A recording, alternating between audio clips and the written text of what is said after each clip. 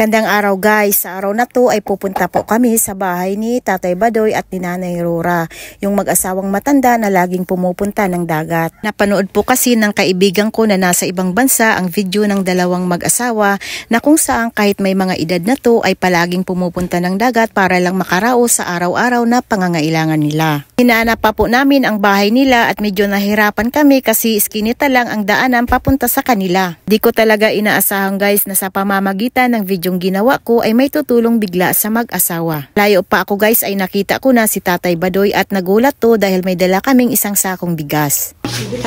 Salud na tayo kay... Okay, paludan mo lang.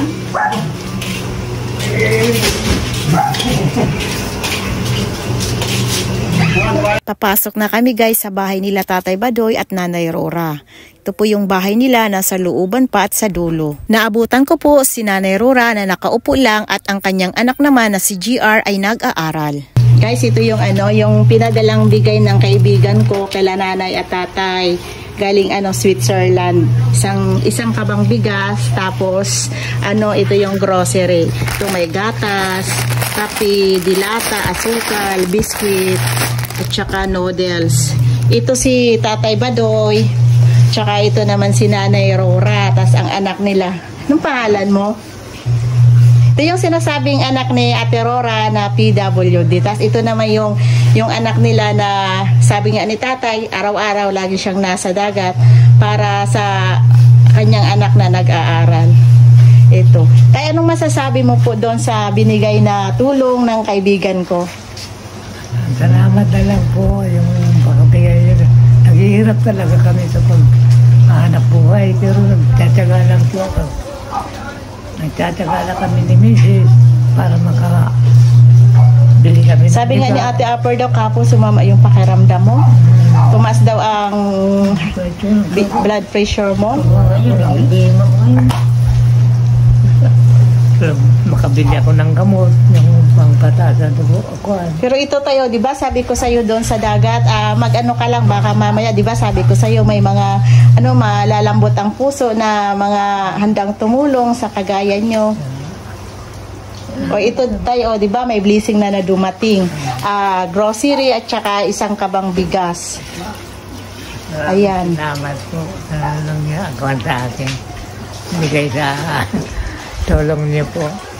Ito naman si Nanay Rora. Nay, ano pong Salamat po sa marami. Dumating ng blessing sa amin. Natupad na talaga. Di ba, Nay? Sabi ko sa iyo, laban lang tayo sa buhay. Baka mamaya, syempre sabi ko, may dumating na tulong. Di natin alam yung mga na may mga malalambot at golden heart. Ito naman yung sinasabi ni Nanay. Say hi! Say hi na! Anong pangalan mo? Ilang taon na siya, Nay? 37 po. 37. Ako si Bibi Jen. Si Dablos. Ha? Dablos. At ito naman yung anak ni Tatay na yung sabi niya mag-graduate na ngayon ng education. Thank you sa mabuting puso na nagtulong sa aming pamilya na makakatulong to sa aming pang-araw-araw na kailangan sa pagkain at saka pang-araw-araw na kailangan namin sa aming buhay. Maraming salamat po sa pagtulong sa aming pamilya. God bless po, ma'am. Ito yung bahay nila, 'di ba? Sabi ni Tatay at ni Nanay yung pinagbintahan nila ng suwake ay tama lang pambili nila, ay pinambayad nila sa kuryente. Tas nagdagdag pa sila ng para sa penalty kasi umabot yung disconnection nila. Ayan guys. Kaya nagpapasalamat daw sila ng buong puso sa taong tumulong sa kanila na ginamit ni Lord para matulungan sila, lalo na sa kanilang pangangailangan sa araw-araw. Malaking tulong na rin to sa kanila itong isang kabang bigas at saka ayan guys, grocery at saka gagaya ngayon, hindi rin na sila muna makakapunta ng dagat kasi masama ang pakiramdam ni Tatay, mataas ang kanyang blood pressure at saka si Nanay Rora naman ay masakit ang kanyang tiyan. Siguro to sa kakababad sa dagat kasi malamig din minsan paghapon na, di ba Tay? Nakapunta kami doon. Ay, nakapunta kayo doon kanina? May ano pala, may low tide? Oo, may kuhan na. Doon sa binubusuhan ko doon. Ay, nagsisid ka? Anong nakuha mo, Tay? Isang baso. Ay, isang basong suwaki lang. Hindi kahit papaano, nakabili na naman ng bigas. Naiiyak si tatay. Tears of joy. Pati tuloy ako parang naiiyak din. Ayan tayo, di ba? Sabi ko sa iyo, tiwala lang tayo. Basta lagi nating kasama si Lord sa buhay. Ayan, at least kahit papaano, may ginamit talaga siyang tao para matulungan kayo. Di ba sabi ko doon sa iyo sa dagat, tay, mag-ano ka lang, manawagan kayo magsalita, baka mamaya may makapanood at hahaplusin ni Lord yung puso para matulungan kayo. Di ba malaking tulong na itong isang kabang bigas, di ba kasi sabi mo nga, minsan niluluto nyo, kalahating kilo lang. Pag 1 kilo, 2 pagsasaing. Isang kilo, 2 sa ingan. Tanghali na lang at gabi. Yung almusal na lang, bibigyan namin namin. 10 na tinapay, yung 2. Ay, yung pinagkakasya nyo na lang 10 piso. Tinapay. Yung sa 2 na lang anak mo. Kape. Minsan nga sabi nyo, kape, maligam-gam na lang. Kami na lang uminom ng kape, saka yung may bahaw dyan, babaonin namin. Siguro talagang panghira. Guys, nang nasa bahay na ako nila Tatay Badoy at Nanay Rora, ay tinawagan ko ang taong tumulong sa kanila para magpasalamat ang buong pamilya. Pero alam nyo ba guys, habang tinatawagan nila ang kaibigan ko ay nagulat talaga ako. Dahil may mga tulong pa tong inaalok sa pamilya para hindi gaanong maghirap. Panoorin nyo po to hanggang dulo at baka kayo ay mapaiyak din ng hindi sa oras kagaya ko. Sisi, habang dumating yung yung bigas at saka grocery, umiiyak sila kasi nga galing daw sila sa dagat. Pagdating ko 1:30, magsasaing pa lang sila. Maraming salamat po. Ganyan talaga nanay at tatay yung buhay. Minsan kasi mahirap pero dapat tayo magpakatatag. Kasi may mga tao din baka nakakita sa inyo tapos tutulungan kayo. Okay? Salamat po. Buhay talaga ng tao mahirap pero dapat tayo masaya parati at may kayo parati kay God. Maraming salamat po. Si tatay, pati tuloy ako sisi, naiyak din. Tuwangan kami. Ginamit lang ako ng Panginoon. Ginamit kami ni Sis Amarites para makilala kayo at least. Kasi hindi naman nagbibigay ng Panginoon ng isang tao na parang tumulong sa isang tao na walang purpose. Opo. Salamat po. Hindi, mamayang hapon daw. Ano kayo pakapakapito? Mamayang hapon daw sisi, di na sila muna pupunta ng dagat kasi nga si nanay masakit ang tiyan. Tapos si tatay naman mataas ang BP. Ito may bigas na rin sila at may grocery na din. Salamat. Maraming salamat. O sige, ito na lang yung gawin natin. Ako na lang bahala kapag isa, kapag ako na lang magbibigay ng kunting tulong, ibibigay ko kay Sis Marites. Opo. Basta paano kayo, wag kayong suko sa buhay. Yung anak nyo, grabe talaga ang isipan, mag-graduate na. Kaya nga sisi, gumagawa ng project. Ano ang pangalan mo? GR.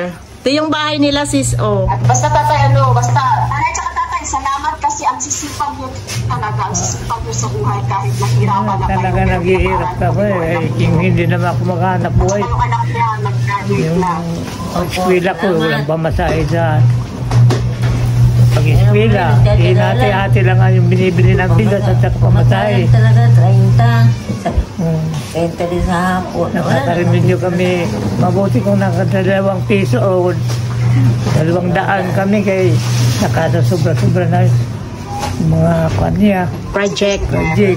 Yung pamasada ng anak mo magkano? Yung 200? Magkano daw pamasahe mo, GR? Sa 2 balik niya. Sa araw-araw? 60 isang araw? 60. 90. 60 isang araw, pamasahe. 30 sa kasi 15 pesos ang pamasahe dito sa amin, sisi, 15 pesos, di ba? Sa umaga, tas uwi ng tanghali, 30 balik naman. Pamasahe lang yun. Kaya nga, sabi nga ni tatay, kahit masama ang pakiramdam niya, patuloy pa rin sa dagat para lang mairaos ang pag-aaral ng kanyang, umiiyak si tatay. Para lang mairaos ang every week ng anak niyo na pamasahe 150 kapag mag 30 times 5. Opo. Sige, ako na magbibigay ng pamasahe niyo niya every week para makaalam siya. O de, GR, siya na daw ang sasagot ng pamasahe mo, GR. GR, ano masasabi mo? Naiyak din si GR. May Gcash or something? Kasi May Gcash ka daw, sa'yo na lang. Gcash na sira. Yung Gcash po namin dito lang sa tindahan lang po dyan sa labas. Pero pwede nyo din nakuha yun, di ba? Opo. So, pero kapag makuha kayo ng Gcash, ba may bayad din yun? Meron. Charge po. Parang 10 yung 500? Magkano yung charge? Yung 515, yung 1,020. Ano lang pala, mura lang pala. Sige, ganito na lang gawin natin para hindi na mahirapan yung nanay at tatay ko na pamasok mo hanggang sa August. Diba August, graduate ka na? So, ako na lang magbibigay sa'yo every week ng pamasahe ko. Magsasend ako sa Gcash ng pamasahe ko. Okay? At least para makatulong din naman sa nanay at tatay ko. Kahit konti. Okay ba yun? So, magsasend ako, may messenger ka ba? Or hindi? Sabihin ko na lang, hindi. Kasi, sis Maritas, malapit ka ba sa kanila? Opo, medyo ano lang, malapit lang. Sa may unahan sila ng mangrove. Sabihin ko na kay sis Maritas kapag nagpadala na ako ng pamasahe mo. Okay? Nalapis para makatulong din naman ako sa kahit konting tulong sa magiging magamit bigat yung bigay sa bigay. Okay? JR, salamat kasi kanina. Ayan, tatay nanay, sinagot na rin ng yung tumulong sa iyo, yung pamasahe every week ni GR, pati kuryente tubig. Ano pong masasabi nyo sa tulong? Salamat. Salamat po. Hindi pa kasi makatikim ng ganyan. Wala sa inyo dyan. Wala, sa Switzerland. Switzerland Dito lang yan. yun, sa probinsya. Hindi ko makapapadala yan. Basta salamat kasi ang sipag niyo. Mag-pray lang kayo parati, tatay, huwag ka nang umiyak, okay na yan. May iyak si tatay, oh. Baka maiyak din ako, hindi ako maganda mag-umiyak. Okay, tatay. Basta mag-ingat kayo parati. Salamat kay Sis Maritas. Salamat sa inyo. Na happy kayo sa maliit na blessing. Thank you po. Salamat po. Salamat po. Salamat din po. Salamat sa inyo. Salamat daw. Sabi ni Bibi Jean, sabi ni Bibi Jean, salamat sa imo sisi. Salamat daw po. Salamat daw sa gatas, sa kape. Ikaw umaga, kapiling yan. May Milo ka dyan, may Milo. Sige, kapag ganyan. Basta makabait ka lang ikaw para maraming blessing sa buhay. Kaya ako na bahala sa tubig at sa kapiling nyo. Opo, salamat. Hanggang makatapos yung anak nyo. Pagdalian talaga natin sa dagat. Ano tay? Pupunta rin ako sa dagat. Pag mga galing-galing ng kaunti. Hilig kasi ako sa dagat. Kusog mga hanap buhay talaga. Maraming salamat sa tulong ninyo po. Pwede man, mo na lang. Dako na rin na bagay. Ikaw na po po. Maraming salamat po sa tumulong po sa amin, lalo na kay ma'am. Malaking tulong po to sa amin, lalo na sa pang-araw-araw namin na pangangailangan, lalo na yung grocery at saka bigas. Isang malaking karangalan po sa iyo, ma'am, na sa mabuti mo pong kalooban. Maraming salamat po, ma'am, sa pagpalain ka po ng Panginoon.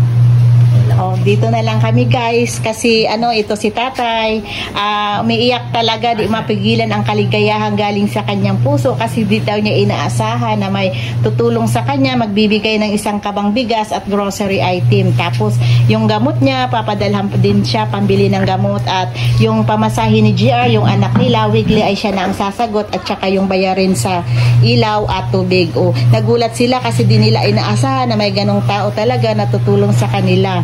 Kaya nagpapasalamat din kami sa taong tumulong sa kay Nanay Rora at saka kay Tatay Badoy na ginamit ni Lord para matulungan sila. Hanggang dito na lang guys at salamat po sa panonood nyo. Thank you. Ingat ang lahat. God bless. Bye. Uwi na rin kami, tay.